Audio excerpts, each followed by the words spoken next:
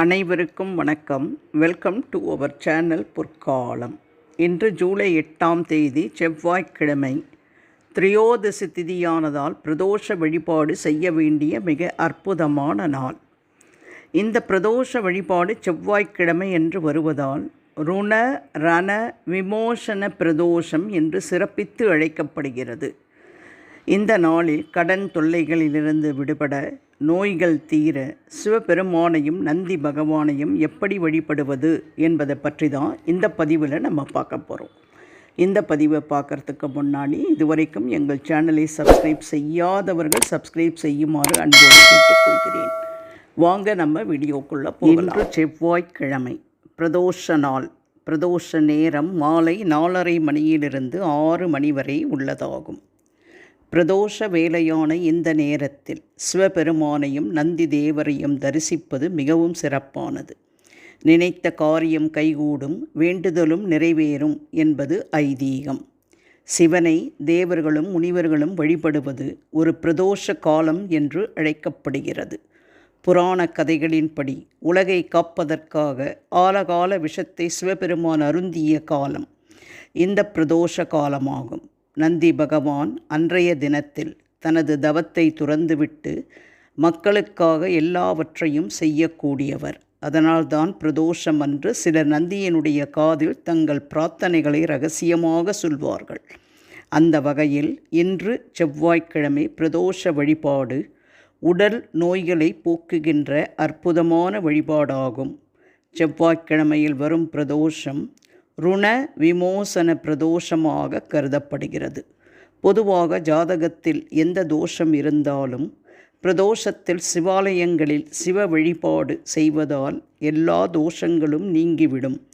சர்ப தோஷம் உட்பட எந்த தோஷமாக இருந்தாலும் நீங்கிவிடும் என்பது முன்னோர்களின் நம்பிக்கை ஆகும். செவ்வாய் திசை நடப்பவர்கள், செவ்வாயை லக்னாதிபதியாக கொண்டவர்கள், மேஷ விருச்சிக ராசிக்காரர்கள், மிருகசீரிடம் சித்திரை அவிட்ட ராசிக்காரர்கள் செவ்வாய் என்று வரும் பிரதோஷத்திற்கு சென்று சிவ தரிசனம் செய்ய வேண்டும். செவ்வாய் பிரதோஷம் மனிதனுக்கு வரும் ருணம் மற்றும் ரணத்தை நீக்கக்கூடிய பிரதோஷம் என்பது கூடுதல் சிறப்பு. இதனால் செவ்வாயால் வரும் கெடு பலன்கள் நீங்கும். மேலும் பித்ருதோஷமும் விலகும். இறைவன் எப்பொழுதுமே இயற்கையை விரும்பக்கூடியவன். இயற்கையான வில்வ இலை அல்லது பசும் பாலினை அபிஷேகத்திற்கு கொடுப்பதால் சகல நன்மைகளும் கிடைக்கும். இது எல்லாவற்றையும் விட தும்பைப்பூ மாலை அணிவித்து பிரதோஷ தினத்தன்று சிவனை வணங்கினால் சகல தோஷங்களும், அதாவது 7 ஜென்மத்திலும் இருக்கக்கூடிய தோஷங்கள், பிரம்மஹத்தி தோஷம் விலகும் என்று புராண நூல்களில் சொல்லப்பட்டிருக்கிறது. ருணம் என்றால் கடன். கடன் பிரச்சனையால் இன்றைக்கு பலரும் தத்தளிக்கின்றனர். ரோகம் என்றால் நோய். கடனும் நோயும் தான் இன்றைக்கு மிகப்பெரிய பிரச்சனையாக உள்ளது. நோயினால் பலரும் கடனாளி ஆகின்றனர். செவ்வாயன்று வருகின்ற பிரதோஷ தினத்தில் ருண விமோசன பிரதோஷ வேளையில் சிவபெருமானையும் நந்தியையும் வணங்கினால் கடன் பிரச்சனைகளிலிருந்து விடுபடலாம். அதோடு செவ்வாய் பகவானையும் வணங்கி வழிபட்டால் தீராத கடன்களும் தீரும் என்பது நம்பிக்கை. இரத்த தானம், அன்னதானம், பூஜைகளுக்காக மலர் தானம் போன்றவை செய்வது நல்லது. அபிஷேக பிரியரான சிவனடியாருக்கு கறந்த பாலில் அபிஷேகம் செய்வது சிறப்பு. தூய்மையான இளநீரில் அபிஷேகம் செய்வதும் நன்று. இயற்கையான வில்வ இலை, தும்பைப்பூ மாலை, கறந்த பால் ஆகியவற்றை கொண்டு பிரதோஷ நாளில் அபிஷேகம் செய்தால் சகல தோஷங்களும், பிரம்மஹத்தி தோஷமும், 7 ஜென்மங்களில் உண்டான தோஷமும் நீங்கும் என்று புராணங்கள் கூறுகின்றன. லட்சுமி நரசிம்மரை குறித்த ருண விமோசன சோத்திரத்தை பாராயணம் செய்து வந்தால் எல்லாவித கடன்களும் அடைபடும். செவ்வாயின் உக்ர ரூபத்தை கொண்ட ஸ்ரீ லட்சுமி நரசிம்மருக்கு பானகம் நிவேதனமாக செய்வித்தாலும் கடன் விரைவில் அடையும். ருத்ரமூர்த்தியும் நரசிம்மரும் சேர்ந்த உருவமான ஸ்ரீ சர்பேஸ்வர மூர்த்தியை பிரதோஷ காலத்தில், முக்கியமாக ருண விமோசன பிரதோஷ காலத்தில் வழிபட்டால் தீராத கடன் தீரும். மேலும் கடன் தீர்ப்பதில் கேது பகவானும் செவ்வாய் பகவானும் மிகவும் பெரும் பங்காற்றுகின்றனர். கடன் வாங்குவதற்கு நேரம் காலம் ரொம்ப முக்கியம். திருப்பி அடைப்பதற்கும் நேரம் ரொம்ப முக்கியம். ராகு கேது போன்ற பாம்பு கிரகங்களுடன் குரு சேர்த்து நிற்கும்போது புதிய கடன்கள் வாங்கவோ அல்லது கடன் அடைக்கவோ முயற்சி செய்யக்கூடாது. 7.5 சனி, அஷ்டம சனி, அர்த்தாஷ்டம சனி ஆகியவை நடைபெறும் பொழுது கடன் வாங்க முயற்சி செய்யக்கூடாது. சந்திர பலமற்ற நாளில் கடன் வாங்கும் முயற்சியில் இறங்கக்கூடாது. முக்கியமாக செவ்வாய்க்கிழமையில் கடன் வாங்கவே கூடாது. அதற்கு பதிலாக செவ்வாய்க்கிழமைகளில் கடன் அடைக்கலாம்.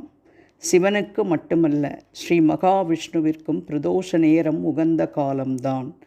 பிரகலாதனின் பக்தியை மெய்ப்பிக்கவும், இரண்ய கசிபுவை வதம் செய்து உலகை காக்கவும், தூணிலிருந்து நர நாராயண ரூபமாய் உக்ர நரசிம்ம மூர்த்தியாக வெளிவந்த காலம் இந்த பிரதோஷ காலம்தான்.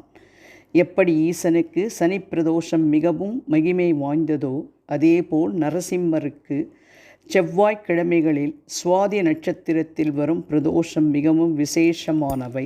எந்த ராசி நட்சத்திரத்தை உடையவராக இருந்தாலும் ஒரு செவ்வாய் பிரதோஷ நாளிலாவது வைத்தீஸ்வரன் கோவில் சென்று சித்தாமிர்த தீர்த்தத்தில் பிரதோஷ நேரத்திலே குளித்துவிட்டு வைத்தியநாதனை வழிபட்டால் அவர்களுக்கு வரும் ருணமும் நோய்களும் நீங்கும் என்பது சிவவாக்கு. உத்தியோகத்தில் உயர்வு ஏற்படும், வருமானம் அதிகரிக்கும். எனவே இன்றைய பிரதோஷ தினத்தில் சிவலிங்கத்திற்கு பஞ்சாமிர்த அபிஷேகம் செய்து பூஜித்தால் செல்வம் பெருகும் என்பது நம்பிக்கை. ருண ரண விமோசன பிரதோஷன நாளில் இருக்கும் மௌன விரதம் கூடுதல் பலனை தரும். இந்த பதிவின் மூலம் இன்று செவ்வாய்க்கிழமை வருகின்ற ருண ரண விமோசன பிரதோஷத்தன்று தவறாமல் சிவன் கோவிலுக்கு சென்று சிவபெருமானையும் நந்தீஸ்வரருக்கும் நடக்கும் அபிஷேகத்திலும் தூப தீப ஆராதனைகளிலும் கலந்து கொண்டு கடன் தொல்லைகளிலிருந்து விடுபட்டு நோய் நொடியின்றி சிறப்பான வாழ்க்கையை வாழ வேண்டும் என்று நானும் உங்களுக்காக பிரார்த்தித்துக் கொள்கிறேன். நன்றி, வணக்கம். இந்த பதிவு உங்களுக்கு பயனுள்ள பதிவாக இருந்தால் உங்கள் உற்றார் உறவினர் நண்பர்களுக்கு மறக்காமல் ஷேர் பண்ணுங்கள். வேறு ஒரு அற்புதமான சிறப்பான பயனுள்ள பதிவோடு உங்களை சந்திக்கும் வரை விடைபெறுகிறேன். நன்றி, வணக்கம்.